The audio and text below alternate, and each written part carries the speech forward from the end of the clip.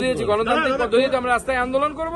আমরা তো তৃণমূল কংগ্রেসের মতো পুলিশ পেটানোতে বিশ্বাস করি না, কিন্তু পুলিশ যেভাবে তৃণমূল কংগ্রেসের দলদাসের মতো আচরণ করছে, আমার যা মনে হচ্ছে আগামী দিনে জনগণ এই পুলিশকে আগা পাস্তারা খেলাবে। কলকাতা পুলিশের কমিশনার মনোজ কুমার বর্মা জানিয়েছেন, রামনবমীর জন্য সমস্ত দিক খতিয়ে দেখা হচ্ছে।